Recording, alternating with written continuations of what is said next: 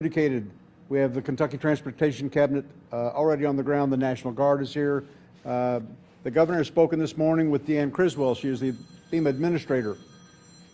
Already in progress on the highway is a FEMA USAR team, which will assist Graves with the search and rescue out at the plant. We have a power assistance package coming, generators that can power up to a facility as large as a hospital. We have an IMAT team. These are incident management teams that organize the entire effort for weeks. We have an incident support team, which will come right here in Graves County and assist in organizing the search and rescue efforts. I want to thank Louisville Jefferson County Metro EMA, came down, got on the road within 2 hours, and they brought assets from Pleasure Ridge Park, and they're going to be staying for several days. And thank you most of all to all the first responders. You are the true heroes. You were out while the wind was still blowing and the thunderstorms were passing through and the squall lines were here. So thank you for that. We're also looking at, as the governor indicated, we're asking FEMA for immediate reimbursement for Category A and Category B damages. Many of you know what that is, and that will be an immediate process. We have teams from Kentucky Emergency Management. We're sending an IMT team down here as early as tomorrow. So the resources are flowing. We have water on the road. I know your water system was destroyed, including the tower. We also have just had a generous offer from Walmart to start doing drop shipment of bottled water, and we'll continue with that. We're here to help you, and again, any support that you need, don't hesitate to call the state EOC through Tracy. Thank you. Some outside the region, maybe even outside the state, are already asking how they can help. We are working right now on setting up a direct fund. That's going to be, I believe, called the Western Kentucky Tornado Relief Fund, that we're going to be able to accept help into and direct it here in the ways that it's needed the most, and to be able to be flexible with the leadership here. That is in process. But I hope everybody can see that this whole state is with this area. You don't just have the governor and the head of all emergency management. We have the head of our Kentucky National Guard, which deploys at all of our largest emergencies. He's here to witness it firsthand. We're already staging operations in, what, about 8 counties or close to it, with requests still coming in. So General Lamberton.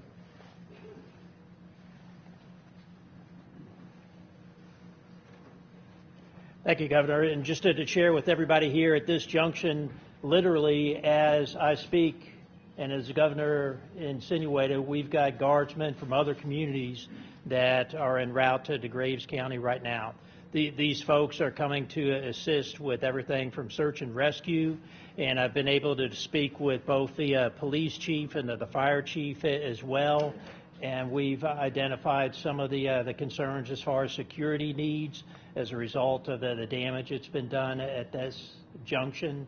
So some of the guardsmen that we've got showing up will also be coming in to address that. We've got representatives from our unit up in Paducah, and he's serving quite simply as kind of a liaison right now to get kind of a on-the-ground assessment of what the needs are. He's feeding right now to get kind of a on-the-ground those needs. Of what the needs are. He's right now to get kind of a on-the-ground those needs of what the needs are. What that phone says. Wait a minute, that's this one. There we go. Apparently all I do is pick it up. Just wanted to be sure that you all are tracking what I was saying, so it was redundant at this junction. But the liaison I just mentioned, so he's feeding back to his unit in Paducah what some of the other situations pertinent where we, the Guard, can assist with, and folks will be coming forward from his unit as well. We're tracking this in our JOC, our Joint Operations Center that's up in Frankfort. They're working with the folks out of the EOC, the Emergency Operations Center, to coordinate all of the support coming to you and prioritize whether it's a civilian agency, an emergency support function, or a National Guard asset, that it serves the community here, and we'll maintain that a contact chief to be sure that we're addressing whatever you and your folks identify on the ground. Thank you. I think as of this morning, we deployed a little over 180 National Guardsmen. We are increasing that number as more requests come in. Also trying to use our armories in different areas like Taylor County and others as a place of refuge for people. I know one of the big challenges is debris removal. So I wanted us to be able to hear from the Transportation Cabinet that I know is working with so many folks here. I think we're going to hear we got more than 50 people that are out there right here in the area, and I've said if there are any others, it's time to get them in their vehicle. Thank you, Governor. So just to give you a brief overview of the Transportation Cabinet here in District 1, we covered the 12 westernmost counties. So as this storm passed across western Kentucky, it impacted 5 of our 12 counties: Fulton, Hickman, Graves, Marshall, and Lyon counties. And so in those counties specifically, we have our internal crews there out on all of our state routes, as well as the county routes that intersect those state routes through the swath of the storm, utilizing loaders, backhoes, track loaders, dozers, excavators, chainsaws, and manpower. Right here alone in the city of Mayfield, we have approximately 20 folks that are from other crews and from our other counties assisting our Graves County crew. And then all together in Graves County, we have about 40 folks helping assist with state routes, city routes. We've been in conjunction with the Chief of Police here, the Public Works Director, the Mayor, the State Police, coordinating our efforts on every route there is within the city of Mayfield. In totality, we have approximately 170 employees across our District 1 that are out in some capacity addressing this particular storm. And again, we have every large piece of equipment that we have at our disposal in operation currently. Thank you. Chief, would you all like to offer anything additional? You're welcome to.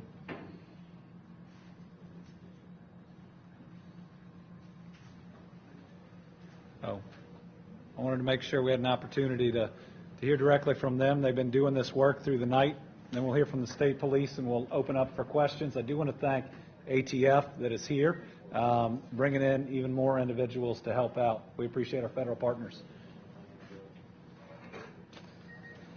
My name is Jeremy Creason. I'm the Fire Chief and EMS Director for the City of Mayfield. Just a quick update. First, our priority one right now is the MCP candle factory. That's where the bulk of our assets are right now. Still working through rescue and recovery operations. It's a large facility that was devastated in this tornado, so it's going to be a long, difficult job. But we've got good crews out there. We've got a lot of help from across the state coming in. We're very thankful for that.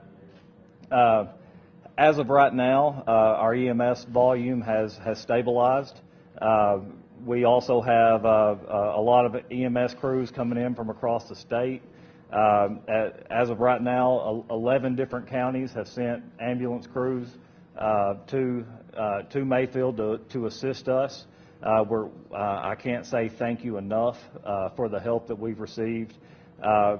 Everywhere from our neighboring counties to Vanderbilt, the Kentucky Board of EMS has allocated, we hope, an additional 8 ambulances from all over the state of Kentucky to come in and assist us. I want to thank ARIVAC. They have not only conducted 4 SEAM flights of critical patients, but they've also allocated staffing from other bases to come in and assist us on our ground operations. Overnight, we had 4 structure fires. That was very difficult to get to the fires. Once we did, with the help of our volunteer departments in the county, we were able to get each of those fires extinguished. So that threat is under control. we're dealing with some issues right now. Station 1, which is our main station and the hub of our department, we were in the direct line of the tornado yesterday, so that station is fully inoperable at this point. We had to extricate our own fire and EMS apparatus from that building just so we could respond last night. So today, my next priority is going to be to find a new station and a temporary home for 45 firefighters and our apparatus. But again, I just want to thank all the support that we've received across this room, across the state, the people that have called and just showed up to help.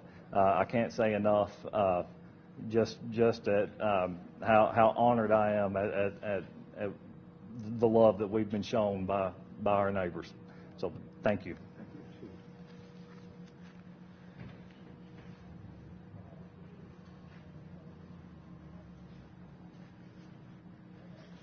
My name is Nathan Kent. I'm the Chief of Police for the City of Mayfield. Our mission is fluid as it's gone through the night, and I think it'll continue to change throughout the next couple of days. We've been blessed with some support from our sister law enforcement agencies. State Police has been here from the beginning.